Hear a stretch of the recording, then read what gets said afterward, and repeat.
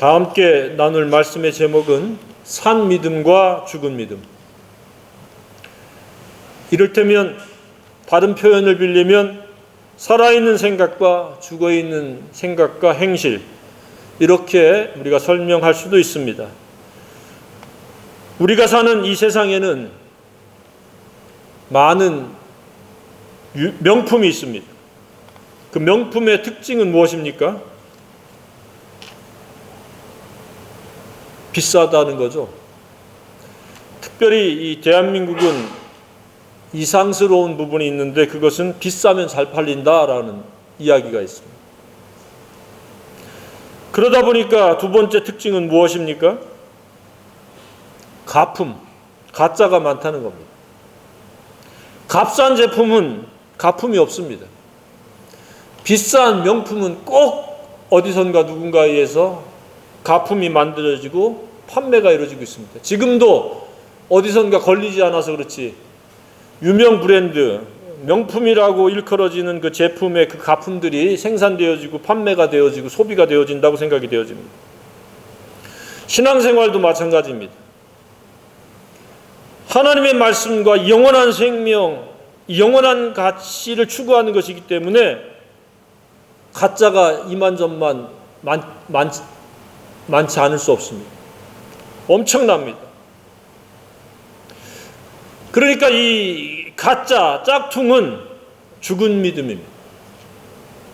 모양은 산 믿음과 동일한데 내용을 들여다보면 그는 죽어있는 생각의 지배를 받고 죽어있는 행실을 합니다. 그러면서 자기는 산 믿음에 속한 양 그렇게 처신을 하고 행동을 합니다. 오늘 이곳에 모인 여러분들은 한 사람도 예외 없이 다 산 믿음의 사람이기를 주님의 이름으로 축복합니다. 끊임없이 이 사탄 마귀는 가짜 신자, 짝퉁 신자를 계속해서 생산해냅니다. 예수님 시대에도 짝퉁 신자들이 있었습니다. 그런데 자신들은 전 세계에서, 온 세상에서 자신들이 가장 탁월하고 뛰어난 믿음의 사람이라고 그렇게 주장하고 떠들어대고 그렇게 생각을 하고 있었습니다. 그렇다면 그 시대에도 그랬다면 오늘날 시대에는 더하면 더했지 덜하진 않으리라고 생각이 되어집니다. 그 사람들이 누굽니까? 서기관, 바리새인, 유대인들이 그랬습니다. 오늘날도 기독교인이라고 자처하고 떠들어대지만 내용적으로는 짝퉁 신자, 가짜 신자, 죽은 믿음의 사람일 수 있다는 사실에 대해서 우리가 경각심을 가져야 된다고 생각이 되어집니다. 왜? 마귀는 그냥 호락호락하게 산 믿음으로 살아가도록 그렇게 뒤에서 뒷받침해주고 격려하고 떠밀지 않습니다. 끌어내려서 한순간이라도 하나님과 등을 돌리게 하고 하나님의 뜻에서 벗어나서 자기 뜻대로 살아가도록 계속해서 독려하고 미혹하고 그렇게 분위기를 만들어 간다는 사실을 기억하시길 바랍니다. 그래서 너무도 많은 사람들이 마귀에 의해서 이렇게 죽은 믿음으로 살아갑니다. 이러한 까닭에 예수님 시대의 야고보 목사는 예수님의 혈육이죠. 예루살렘 교회의 초대 목사입니다. 그가 야고보서를 기록했는데 여기에서 지금 죽은 믿음과 산 믿음에 관해서 역설적으로 강조하고 있다는 사실입니다. 여러분은 산 믿음에 속합니까? 아니면 죽은 믿음? 아예 죽은 믿음도 없이 신앙과는 담싸고 살고 있지는 않습니까? 아니면 아리송한 채로 애매모호한, 어중간한, 차지도 덥지도 않은 그러한 애매모호한 데 속해 있지 않습니까? 그 사람도 이해 없이 죽은 믿음입니다. 뜨겁게 열정을 가지고 주님과 사랑을 속삭이고 사랑으로 동행하지 않으면 사랑이 없는 관계는 죽은 관계요, 의무 관계요, 체면 관계요, 아무 결과를 만들어낼 수 없습니다. 남녀 간에, 부부 간에도 그렇습니다.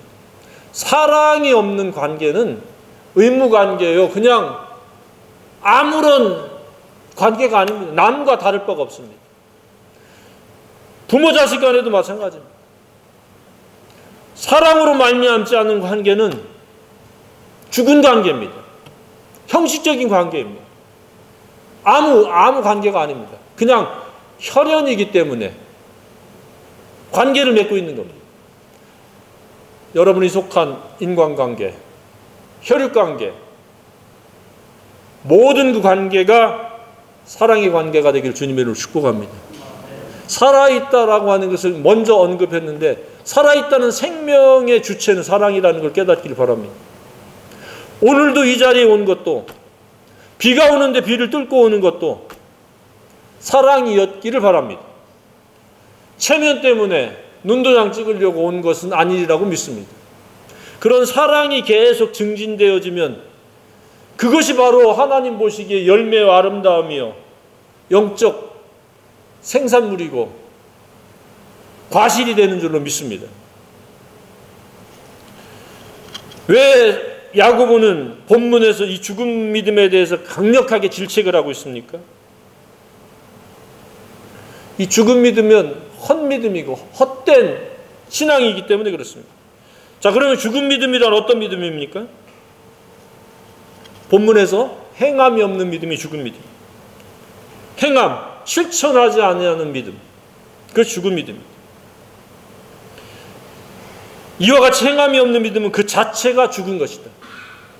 종교행위 아무리 해도, 예배당 아무리 입출입을 빈번하게 해도 사랑이 실천되지 않는, 사랑의 동기에 의해서 사랑이 실천되지 않으면 그건 죽은 믿음.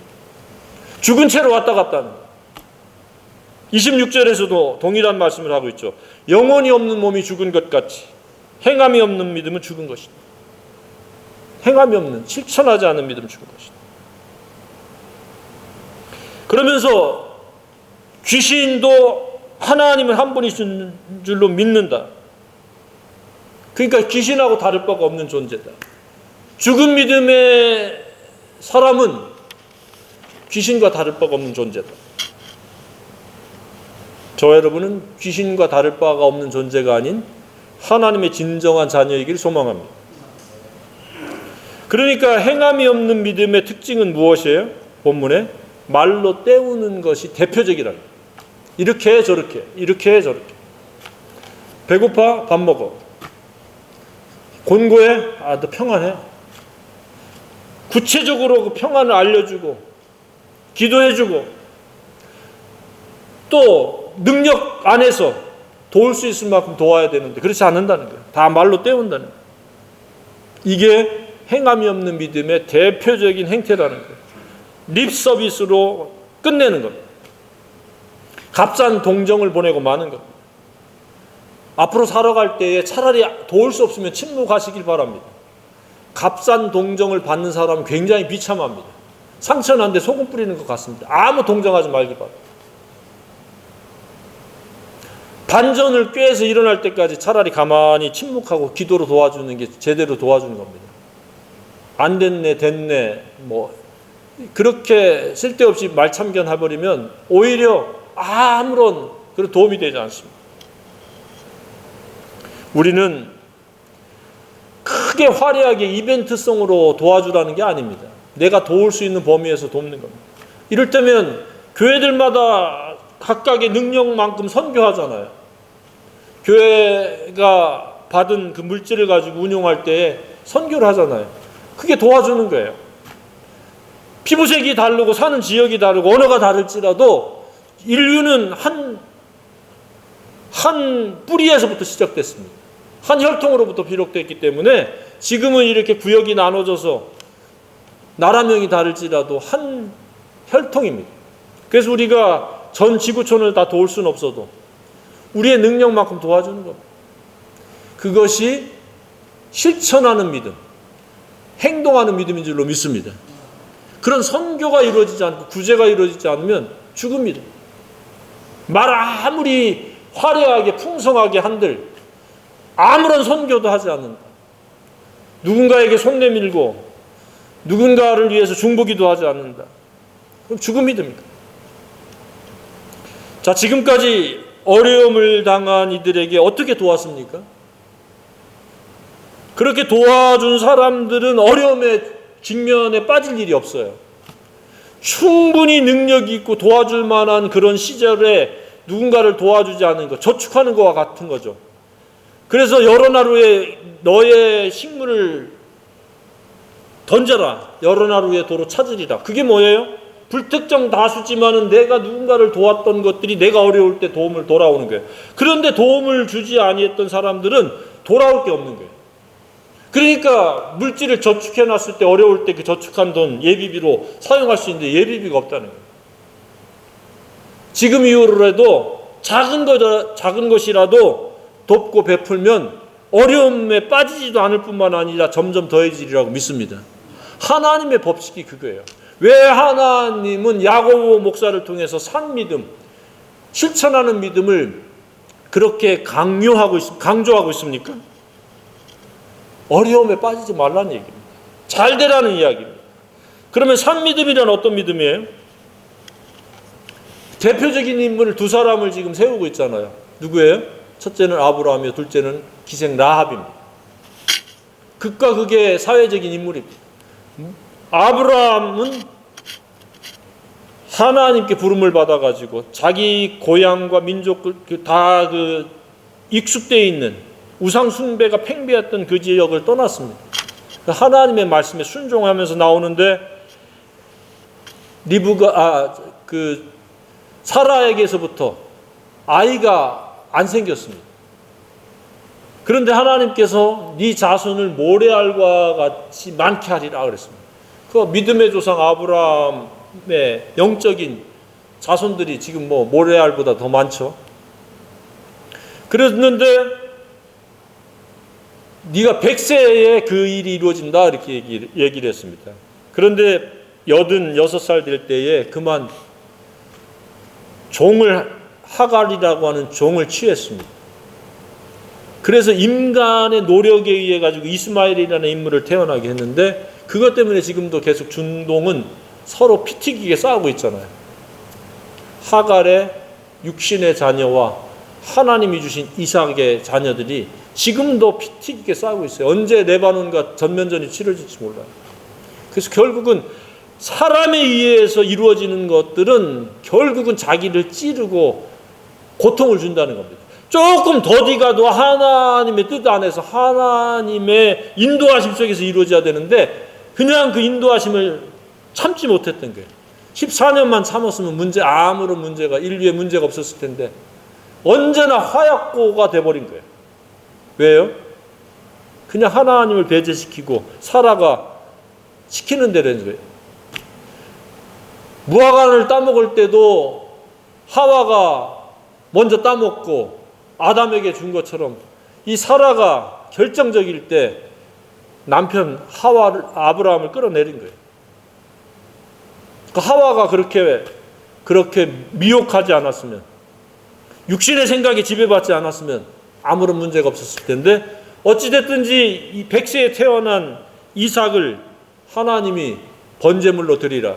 번제물이라는 것은 짐승을 잡아가지고 포를 떠가지고 하나님께 드리는 거예요. 100세에 낳은 아들을 그렇게 번제물로 드리라. 근데 아브라함이 아무 대꾸도 하지 않고 그대로 나무하고 나귀에다가 이삭을 싣고 가는 거예요. 묵묵히 가서 번제단에서 칼로 죽이려고 하는 그 순간에 멈추라. 이제 너를 알았다. 라고 하나님이 하신 것을 지금 이 본문에서 얘기하는 거예요. 이게 믿음이라는 거예요. 순종이 믿음이라는 거예요. 그래서 어떻게 됐어요? 이삭이 농사를 졌는데 그 해에 100배나 복을 받았어. 100배. 그러니까 100만 원 갖고 사업을 했는데 1억이 돼버려요. 1억 갖고 시작했는데 100억이 된 거예요. 오늘날 돈으로 치자면 그렇습니다. 왜 그런 하나님이 축복을 하셨을까요?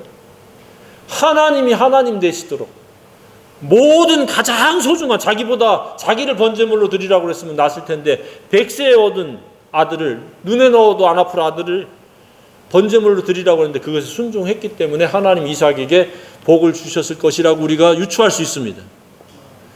하나님은 산 믿음을 기뻐하십니다. 계산적이고 이기적인 탐심의 마음은 죽은 믿음을 갖게 합니다. 순종을 못하게 합니다. 그래서 항상 변두리에 맴도는 겁니다. 항상 적자 인생처럼 살아가는 거예요. 흑자 인생이요 100배나 더해질 수 있는 그런 가능성을 열어제칠 수 있기를 바랍니다. 그게 무슨 믿음이에요? 네 소중한 것도 네 게 아니다. 하나님의 것이다. 맞습니까? 저와 여러분도 스스로의 것이 아닙니다. 하나님의 것입니다. 이 시간 선언하시기 바랍니다. 나는 나의 것이 아니라 하나님의 것이다. 그러니 하나님이 맡겨주신 재능이나 시간이나 물질이나 그 어떤 것도 내놓으라 그러면 하나님에서 내놓는 겁니다. 나를 위해서 전전긍긍하고 연연해가지고는 항상 잘 될 가능성을 스스로 제한해버려요. 하나님이 하나님 되시는 게 산 믿음이에요. 하나님 순종하라고 하면 즉각 순종하면 됩니다. 과정이 힘들고 어려울 것 같아도 결과는 상상할 수 없습니다.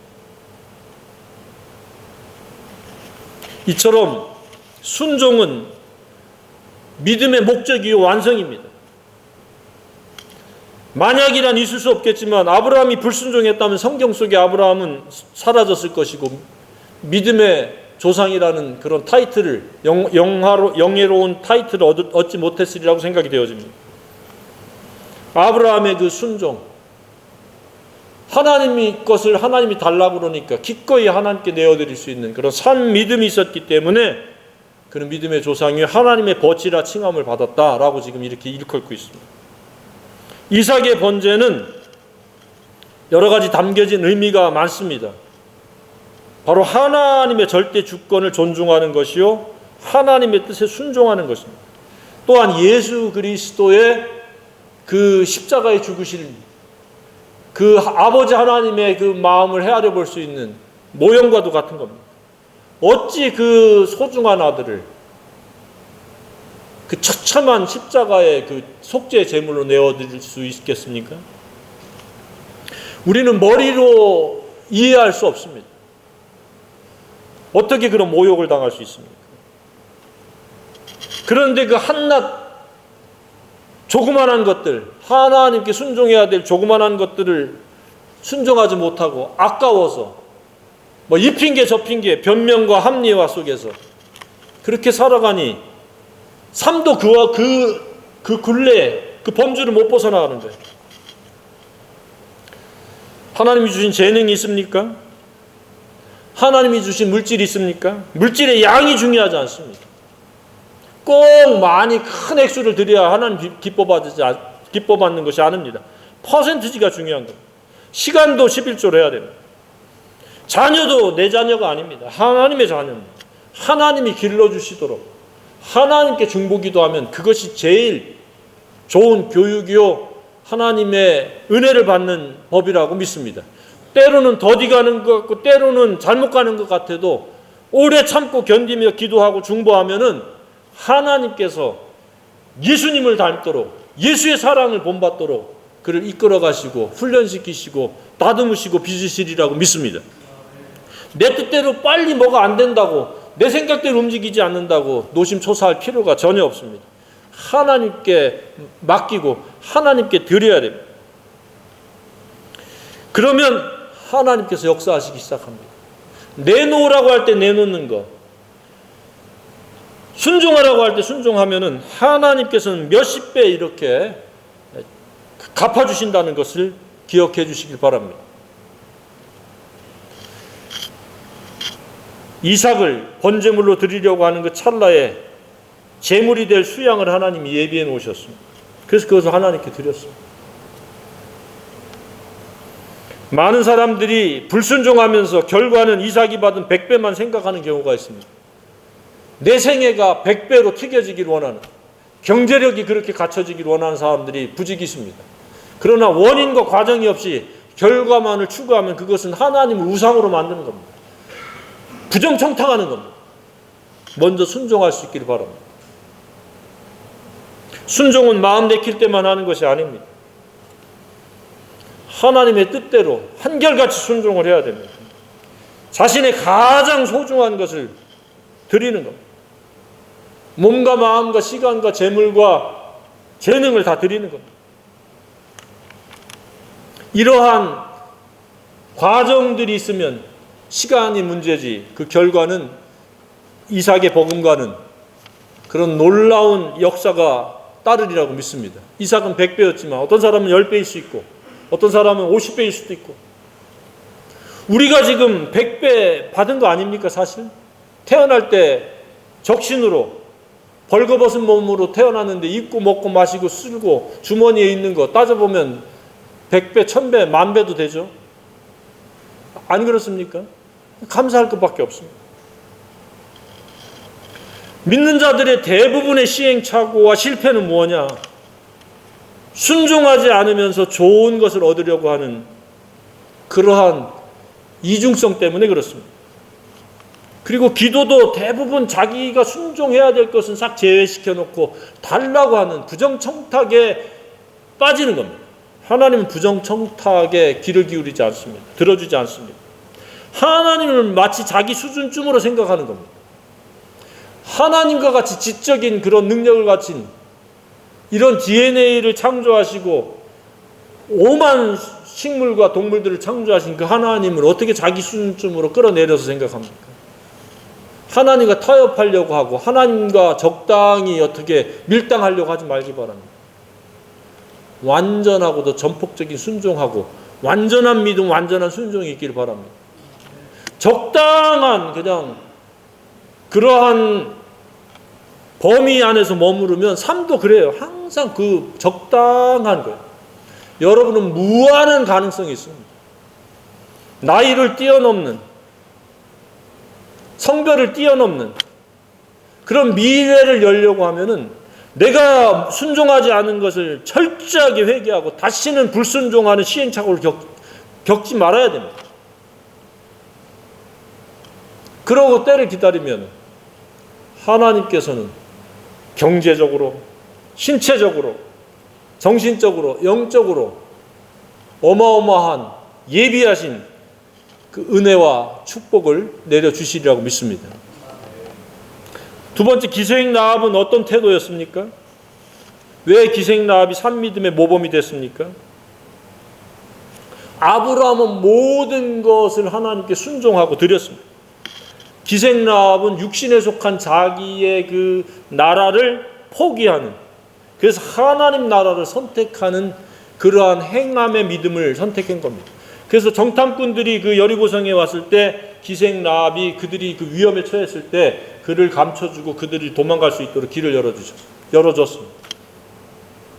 순종은 하나님 나라를 위한 것입니다.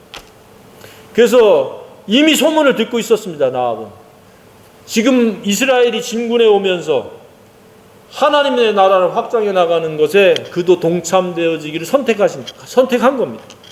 그러니까 육신의 나라도 포기하고 하나님 나라를 선택하는 것이 바로 행함의 믿음이라는 거예요.